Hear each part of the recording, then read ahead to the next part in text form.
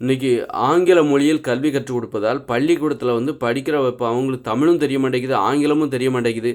அப்போ வந்து எழுத படிக்க சரியாக தெரிய மாட்டேங்குது. போய் பாருங்கள், அவ்வளோ பாவமாக இருக்குது. அந்த பசங்கள்லாம் வந்து எவ்வளோ கனவுகளோட, நமக்கு என்ன கனவு இருக்குது, அவங்களுக்கும் பயம் இருக்கும். வாழ்க்கையில் அவ்வளோ பயம் இருக்கும். நாமளும் சாதிக்கணும் அப்படிங்கிற பயம்லாம் இருக்கும். அப்படின்னா சாதிக்க முடியலையே, இந்த ஆங்கில மொழியில் புத்தகங்கள்லாம் இருக்குது, தடித்தடியாக அந்த அரசாங்கம் புத்தகத்தெல்லாம் இலவசமாக கொடுத்தாலும் அதை நம்மளால் படிக்க முடியல அப்படிங்கிற வெறுப்போடு தான் அவங்க வந்து ஒரு பெற்றவங்களுக்காக பெற்றவர்கள் அச்சுறுத்தப்பட்டு அங்கே உட்காந்து அவங்களால கேள்வி கேட்க முடியாது.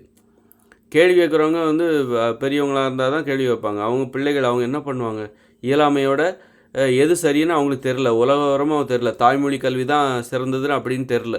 பெற்றவங்க நமக்கு நல்லது தானே செய்வாங்க, இந்த அரசாங்கம் நமக்கு நல்லது தானே செய்யும் அப்படின்னு சொல்லி அரசாங்கத்தையும் பெற்றவர்களையும் கண்மூடித்தனமாக நம்புகிற இடத்துல, அந்த நம்புகிற ஒரு பருவத்தில் அவங்க இருக்காங்க.